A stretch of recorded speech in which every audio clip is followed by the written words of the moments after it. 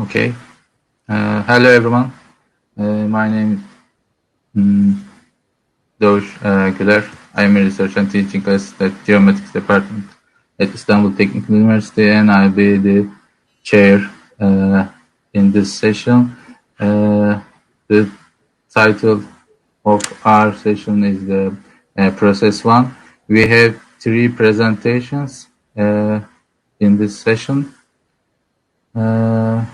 I think we can start if you are ready, Manuel. Okay. Okay, the floor is yours. Okay, I'm sharing the screen.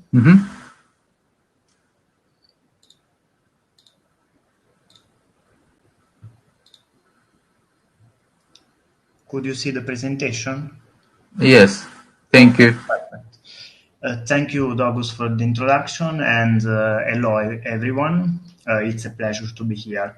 I am Manuel Garramone, a PhD student from the Politecnico di Milano, and I'm presenting a work about the analysis of the Italian building permit requirements inside a digital environment. This is a work in progress research, and I'm going to share with you the first results. The building permit is a document granted by public authorities that legitimizes a building intervention. So it is a mandatory link between the authority and the client. Building permit in Italy is required for different types of interventions, new building, building renovation, shape changes, and to exchange the intended use. Different interventions means different information and documents required. And usually the redaction of this document is a time-consuming and error-prone activity that is still conducted manually with paperwork or at best PDF files. And only some municipalities have an online form dedicated to the building permit. Starting from these considerations, the building permit may represent an interesting case study to be processed with digital transformation. The aim of this ongoing research is to investigate the building permit process and to classify the requirements considering its complexity and its link to the existing open standards. And considering the open standards, it has been evaluated what and how many information is possible to include in the IFC format. The methodology used consists in 3 main steps. Building permit standard form analysis, the evaluation of the building permit required information inside the digital model, and the classification of building permit required information. Other countries have investigated the possibility to digitalize the building permit process.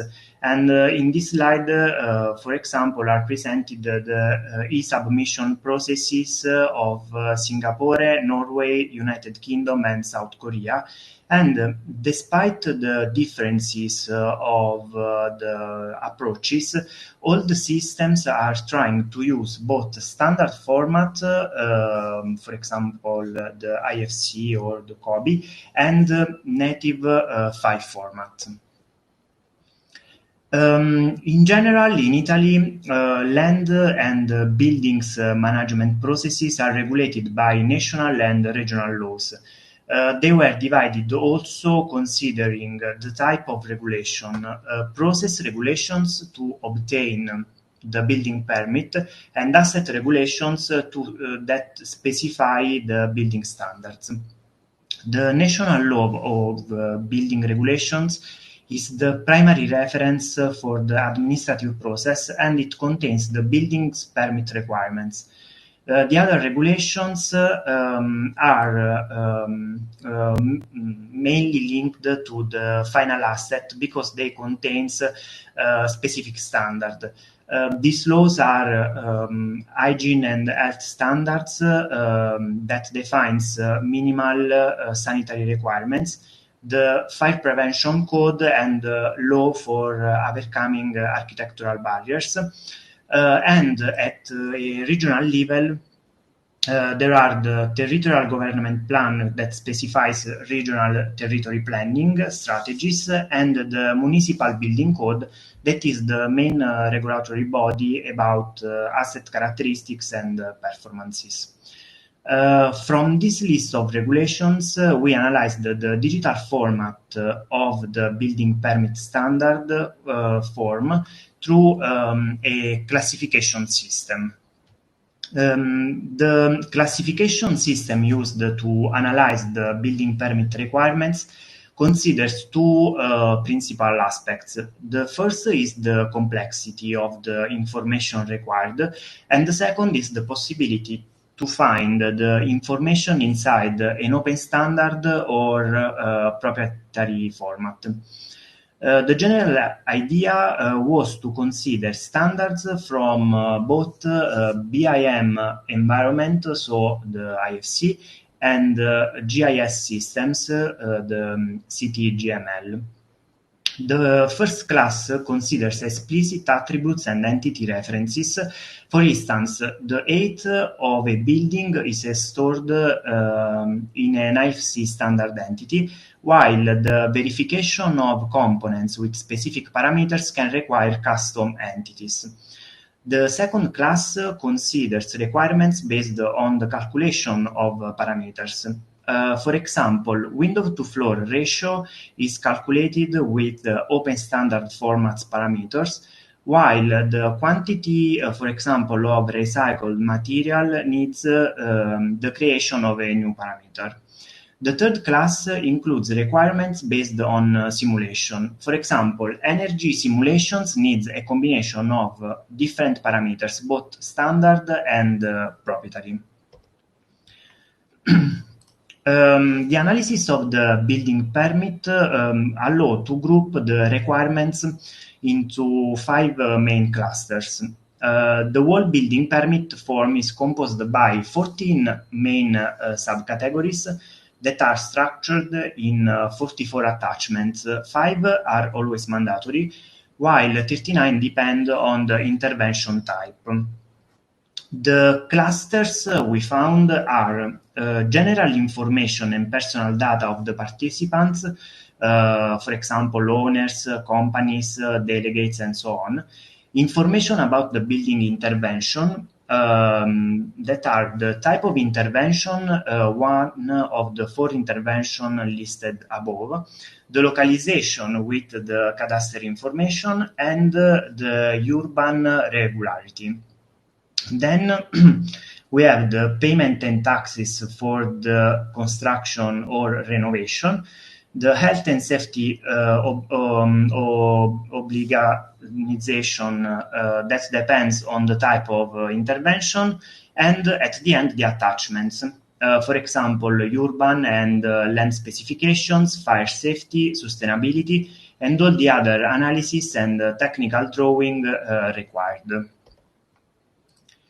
To deepen this analysis, the next step was to evaluate what and how many information is possible to include in the existing open standard IFC promoted by Building Smart.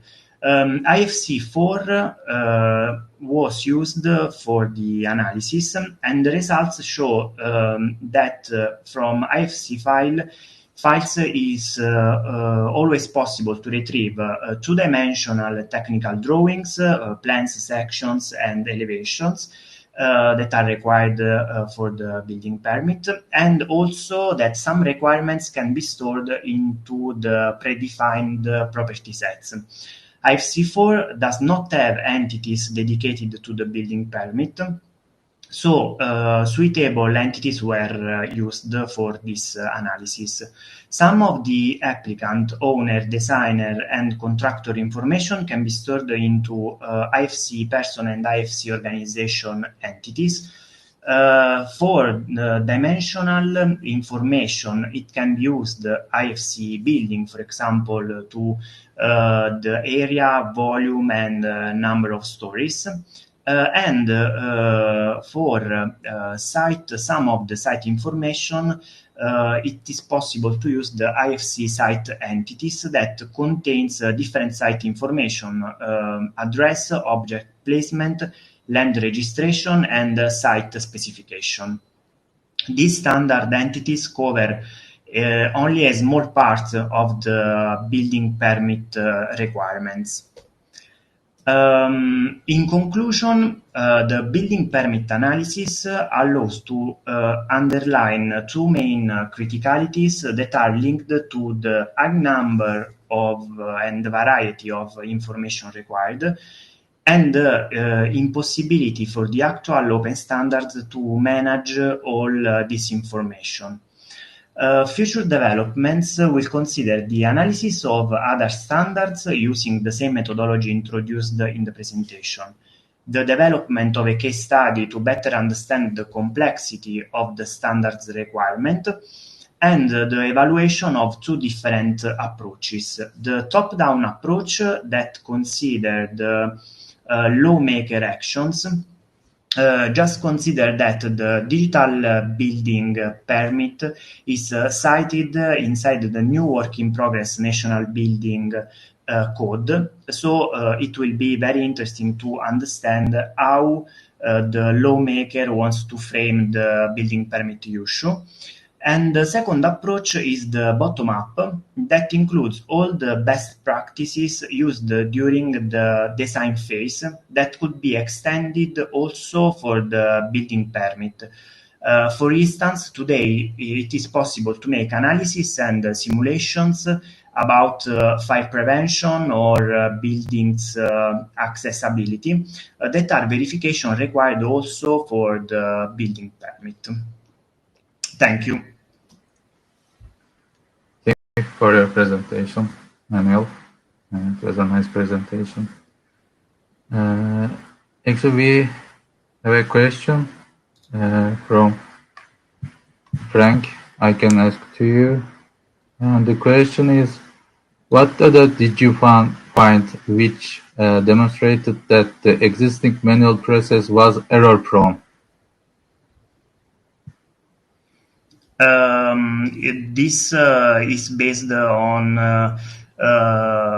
data from the ISTAT, that is a society in Italy that collects data about the public administration. So we found that there are a lot of errors during the building permit submission. Okay. We have one more question. And are there specific temporal or spatial scopes for validity of the standards?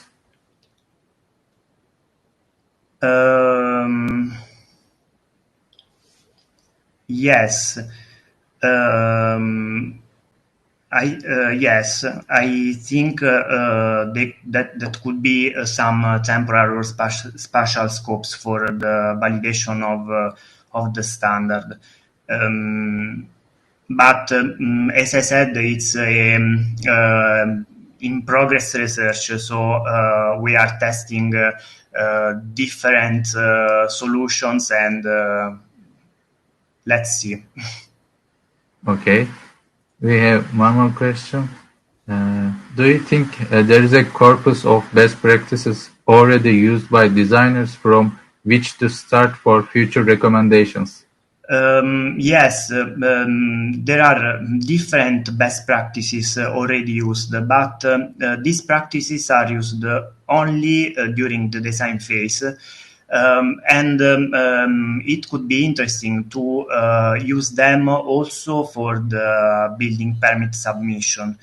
For example, as I said before, all the simulations that are used during the design phase for analyze the building performance could be used also for the building permit verifications and requirements. Mm-hmm. Okay. Okay, we don't have any question. And again, thank you for your contribution, Manuel. Thank you too. And we can pass the second presentation. The Jada will present, and the title of the presentation is Combining BIM and GIS for the Digitalization of the Building Permit Process in Small Municipalities, the GeoBIM project. The floor is yours, Jada. Thank you. Thank you, Douglas. Thank you. Okay. Can you see my screen? Yes. Thank you. Super. So I would like to introduce you to this new project that we are carry on in this period that is called GeoBIM, and it aims to combine BIM models in a GIS environment for the digitalization of the building permit process in small municipalities. The GeoBIM with double M project is funded by the European Union Regional Funding Fund program, and it started in November. So we are now at our fifth month of project, and it will last till the middle of next year.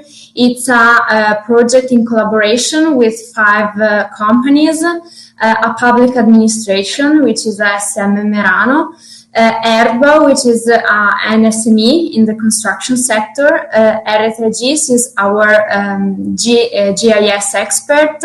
On topic are ESD informatic companies who works to combine semantically our BIM and GIS data, but also data coming from the building codes, for example.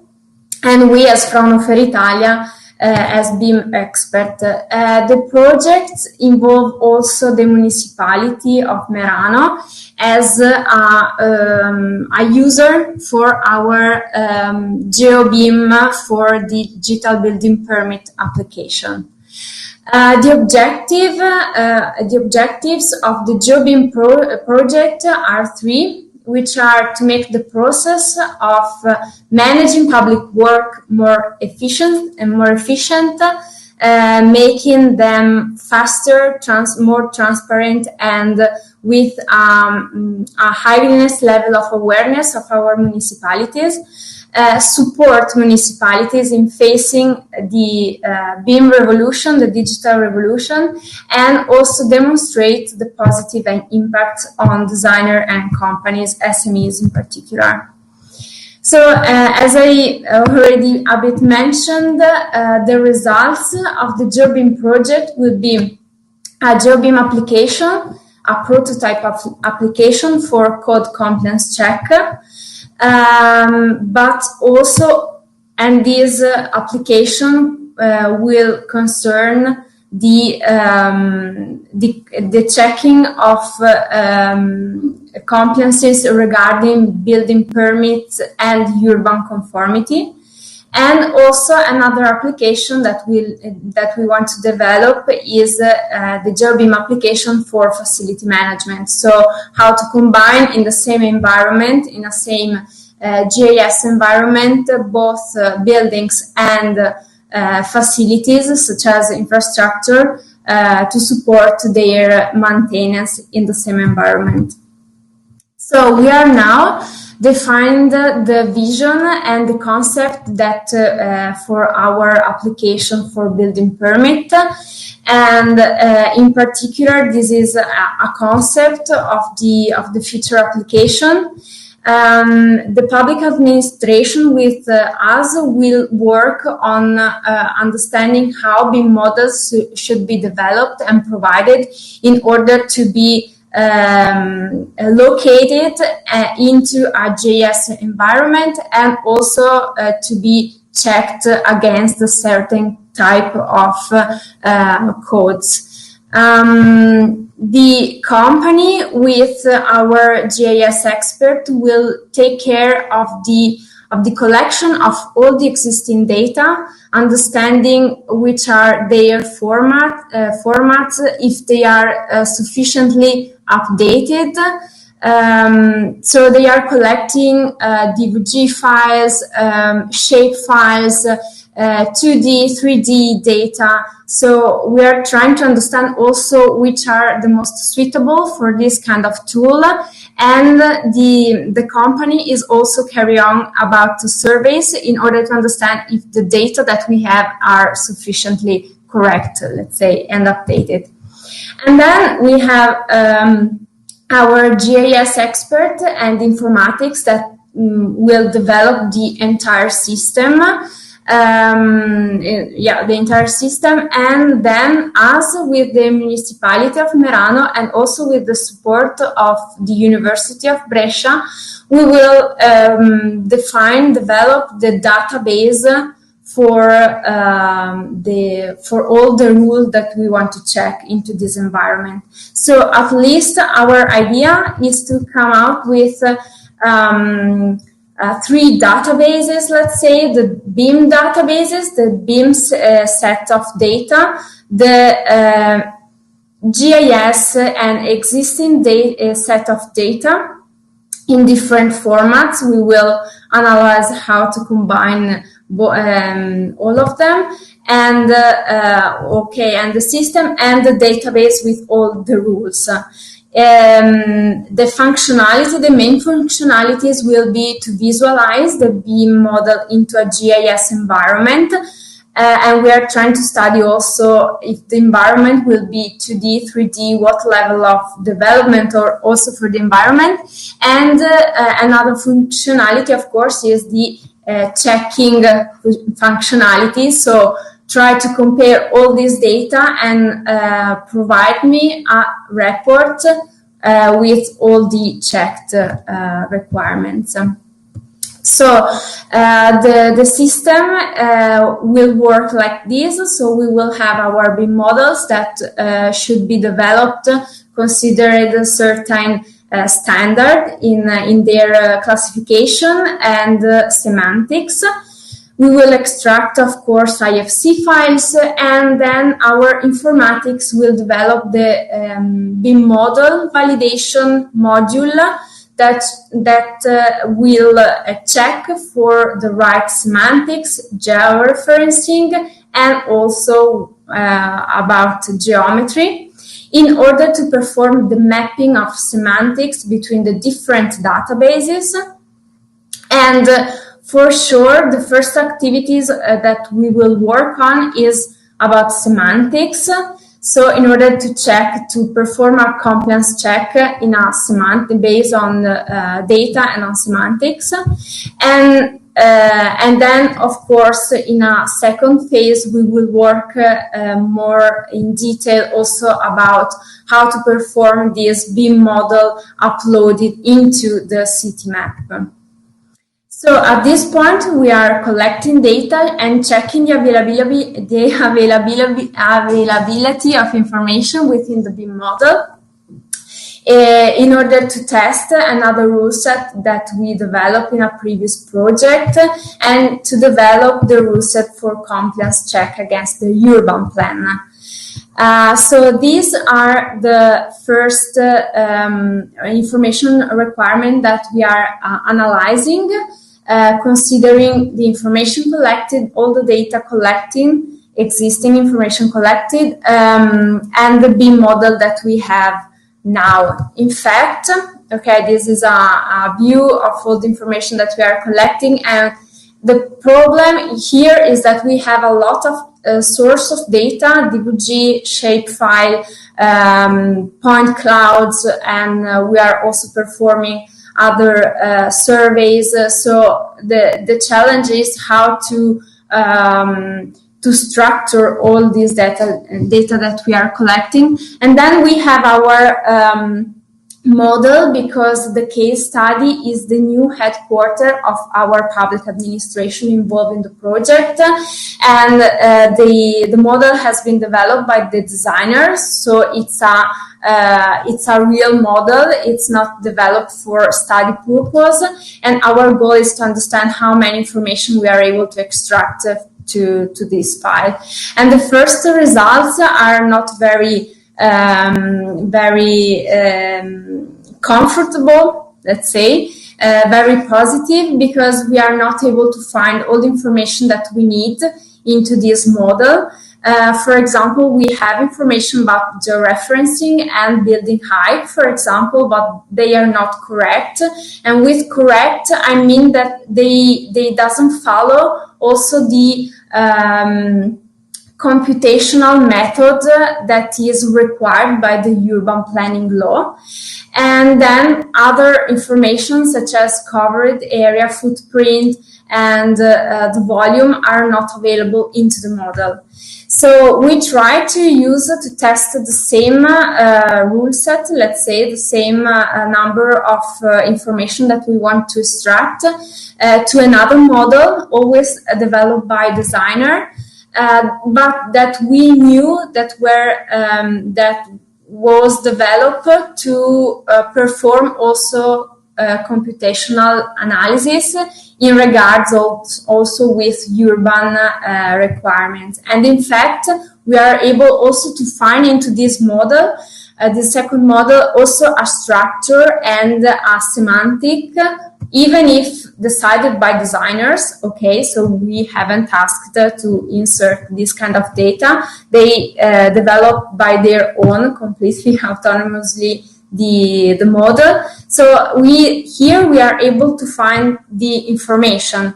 So, okay, georeferencing, for example, some georeferencing information were not so clear. For example, the direction of the building in conformity to the true north, but building height, covered area, these information were defined. Urban value also in this case were not defined. So at the end, we came out with the fact that we still have to improve the modeling part of our BIM models. And then, as first observation, we can say that the attitude of the municipality is very positive in this project. They really see this kind of system as an opportunity for the municipality to be more focused on the value activities for them, which are the planning the city activity, also trying to involve their citizen. So, but they see this kind of system more as system that designer can use before submitting the building permit rather than their technicians within the municipality. And this is a very interesting point of view, because we are now thinking about how can be a tool for designer and not for municipalities. We work in a very little area with many very small municipalities, so for us it's very important to understand how to approach with them in this kind of project. And of course, from our point of view, from the BIM point of view, our goal is to define a sort of guideline and maybe a model view definition to support the designer in implementing and export the appropriate information in IFC. So this is a project that is going on. We are just at the beginning of it. So we have just few results. We have defined the concept, the structure that we want to achieve in our application, in our prototype. But of course, we still have a lot to do. If you have any question. Thank you. Thank you, Ada, for your presentation. That gives information about the GIBIM project. And we have a question, actually I can ask to you. Would you assess the work to digitalize building permits in small municipalities easier or harder with respect to big cities? Well, we don't have so much big cities to compare it. I can say that I think small municipalities are good tester because they are a bit more flexible in deciding, for example, if they agree to participate in a project like this or not. So, and it's much less hierarchic, their structure, and they are more flexible with us and with the activities, research activity that we want to share with them than other big public administration, for example, that I work with. But I'm not sure how, I don't know how it is working with big municipalities. So I cannot completely answer to this question. Okay, thank you for your I think that maybe we have to define different approaches in how we approach these two kind of entities. So sorry, thank you. Thank you. And I can ask a question, maybe. What do you think about the integration of the different data formats, as you mentioned in your presentation? Like there are shape files, maybe GML files, and IFC data. What do you think about the integration? Yeah, actually, this is a very interesting question. We are managing, but we are talking only about alphanumeric data, let's say. We are managing it querying the different databases and then comparing. The aim is to compare the querying from different databases. So querying the GIS system, so asking, for example, which is the maximum height reachable for that area, and then query the BIM model, which is the height of this building, and comparing. This is the first, our first idea, because on topic, the company, the informatic company that we have involved in our project is works in this way. So by querying and mapping semantics. Don't ask me too much about this, but we are working querying the different databases. Okay. And then Okay. action. Okay. Thank you for your answer. Thank you for your contribution again. And we have one more presentation, which will be a video presentation. I will play the video to you. The name of the presenter is Judith Faut, and the title of the presentation is about determination of building permittability. And I think I can start the video for you.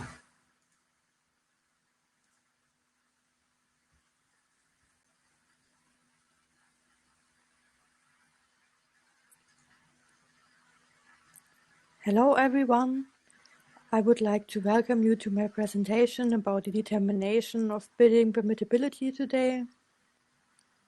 My name is Judith Faut. I'm not able to present in person today. I am in the very final phase of pregnancy, so that's why I provide you that video, and I hope you get a short overview of my PhD study. I want to present today. I'm a PhD student at research at Bauhaus University Weimar in Germany, and I would like to introduce you to my PhD study. So we will start with a short structure of the presentation to give you a little overview. So we will start with some scientific basics, then we go to the empirical study I conducted. After that, I would like to introduce you to the theoretical model I developed. After that, I will show you a little demonstration of the web application I developed during my studies.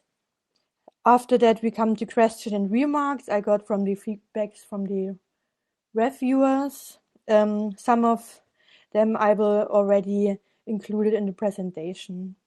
So, and finally, we will come to the conclusions. So we will start with the scientific basics. The focus of my study is the project management perspective and the building authorities point of view. It's focused on decision making, especially on deviations. And the motivation is actually to understand the current processes as a basis for the digital transformation. And one of the main objectives is to increase the transparency in the building permit authorities or the building permit process, because it is quite less at the moment. So just to make sure and clarify what I mean with permittability, because it's not that common. I mean, it's the ability of a construction project getting a positive approved building permit by the building permit authority, considering legal conditions. So what you see in this figure is the basic elements of a decision model, which is according to Laux et al. The decision-making theory plays a very huge role in my study, and I referred to a lot. And you can see here in the highlighted fields the main elements you need to make a decision, and that's the objective, it's the action alternative, and also influencing factors. So now we come to the empirical study I conducted. I would like to give you an overview of the research design. I conducted qualitative expert interview, and I did qualitative studies because of the rare publications in that high detailed level it needs, which is needed to generate a theory, then to prove a theory with quantitative research.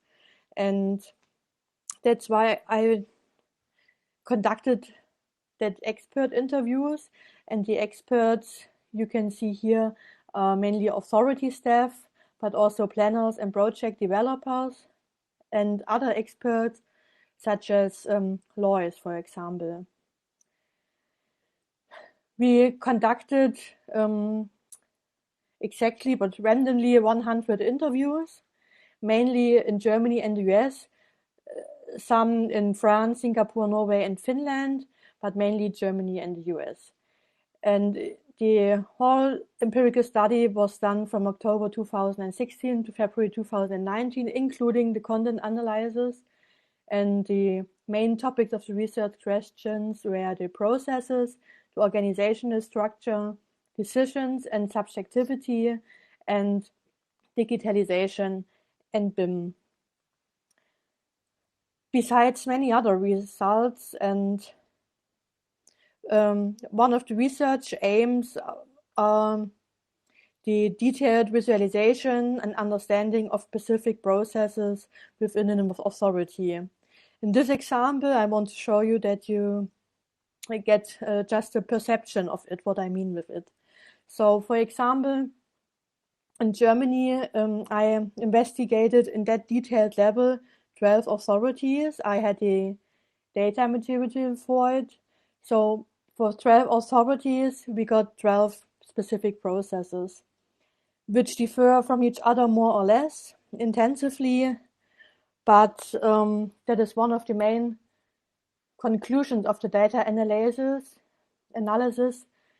There's an enormous diversity in processes organization of the authorities. There are many dependencies and influencing, so you can say environmental factors. There's no common understanding and usage of the decision scopes. And there's a predominant skepticism and reservation about digitalization and BIM. Now we come already to the development of the theoretical model. So you can see here the system for the determination of building permittability. I developed after some analysis. you can see that the system is divided in 4 subsystems. That's the product system, the objective system, the actor system, and the process system. And you can see the product system consists of 3 subsystems: the surroundings, the plot of land, and building.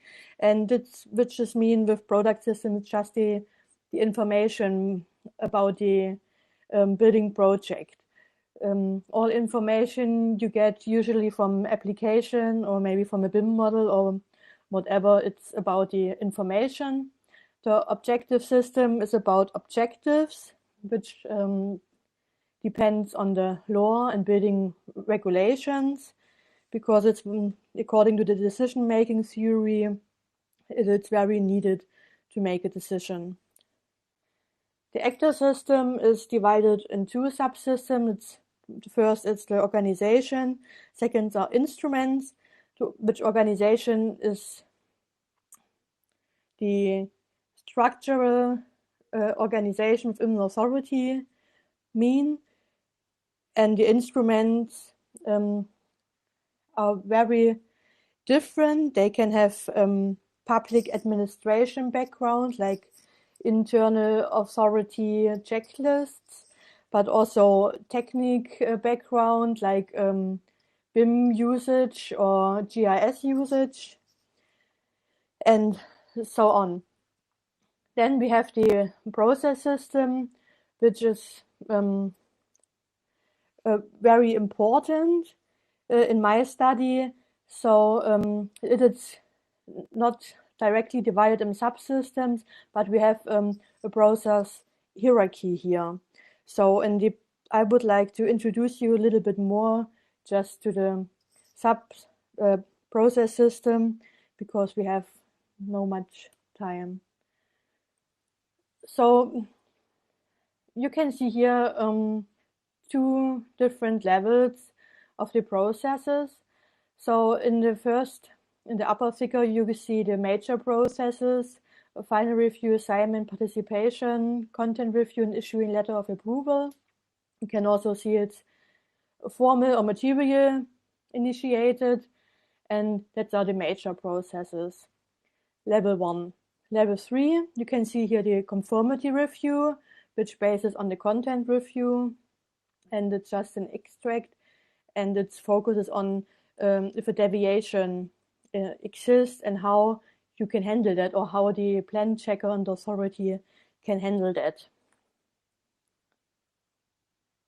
Now we come to the web application demonstration, which bases on the theoretical model I introduced you before.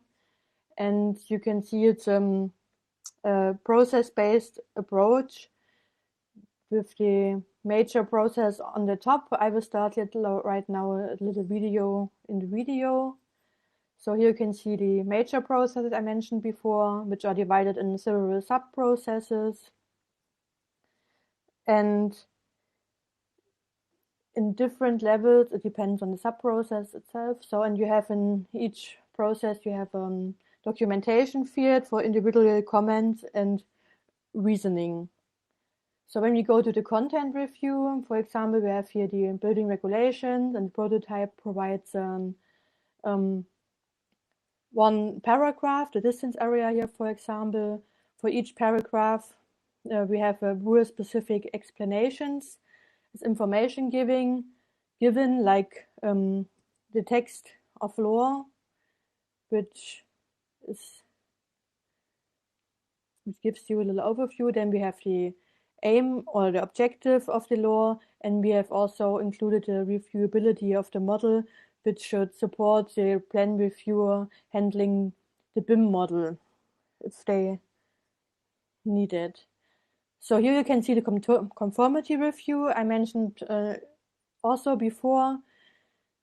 Here you have also some process alternatives which you can choose, or the plan reviewer can choose. And we have also the documentation fields again.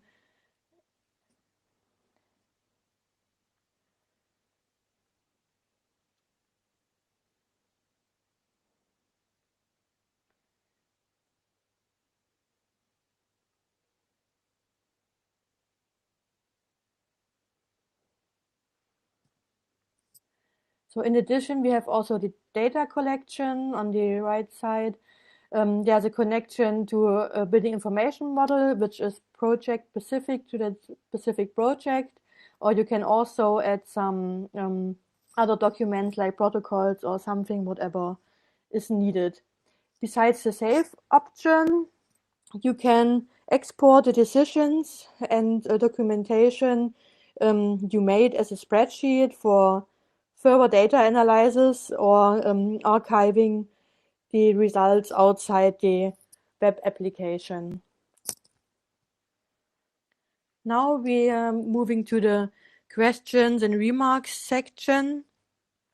First of all, I would like to thank all of the reviewers and for their feedback and questions, and I will try my best to answer them. So the first remark I got is, I wonder if there's any other wide accepted term than permittability to be used. That is a very interesting remark. Thank you for that. In my opinion, permittability is common in Germany, and I use it also in the US, and they understand me. But yeah, I'm also interested if it is accepted elsewhere, or if a better synonym exists. So maybe we can start a discussion afterwards via email or something. But I wanted to mention it here. So remark 2, it would be nice if the author explains how different building types have effect on the model and the web application. So the model is a very general decision model. It is as general as possible to get or involve as much issues as possible. But it can be specified regarding, for example, objectives, because other building codes or other specific code needs to be considered due to different building types. And that is the same for the web application. It's a general one, but the general model need to be specified for each case. So no matter if it is it a specific authority with specific processes, or is it a processes or a specific project, regarding the specific codes, or is it another country? So anyway, so you have to specify the general model. That is actually the same answer for question number 1. Can this approach be used for different countries and different building codes? Yes, the general model can be specified for different countries and building codes. For example, in my experiences and interviews in the US, it is surely adaptable, but validations in different countries is, of course, one of the future works I would like to do. Question number 2. How do you think your analysis could support stakeholders in re-engineering the building permit process from a digital perspective? Regarding the BIM usage, it serves as a, let's say, soft get-together of software and building authority, because they have a lot of concerns about it. As I also mentioned before, the web application has an export option for structured data collection of the decisions and reasoning made, which can be analyzed for expert system. For example, it could serve as a basis for some research.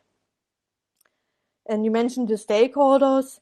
Also, the applicant benefits from the possibility to know the processes. And in the different authorities, that is one problem which appears very often, actually. So if the applicant knows the processes in a specific authority, it is much easier to calculate it and prepare argumentation and something. So question number 3, what are the main considerations that emerge from coding the qualitative data collected with the interviews in relation to the possibility to digitize the building permit process? So it differs a lot. The authorities have many concerns, and unfortunately that's the main part. For example, they have concerns and are afraid of data safety, costly software and hardware, fear of handling the software. That is on the one hand.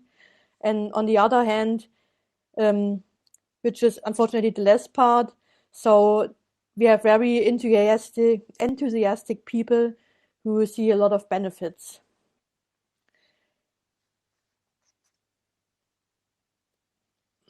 So that is also one reason for the web application.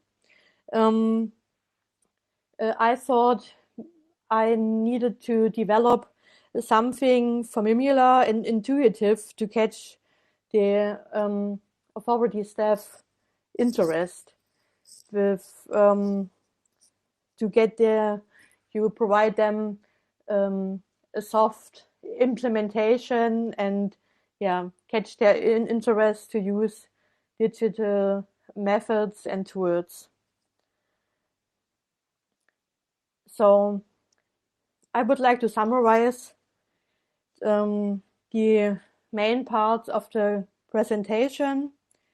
So the model serves as an intuitive and structured support of the decision-making process in building permitting. It could also serve as an intermediate solution for step-by-step BIM implementation. I appreciated the subjective scope for the decision-making, especially deviations, which exists a lot. And the model increases transparency and intersubjectivity for all parties involved. So I hope I could give you a very, very short overview of my study, and I would like to thank you for your attention. Every kind of feedback is welcome, so you can see here my contact details. Don't hesitate to contact me if you have any comments, advices, questions. They are very welcome. Okay, thank you, Judith, for your presentation.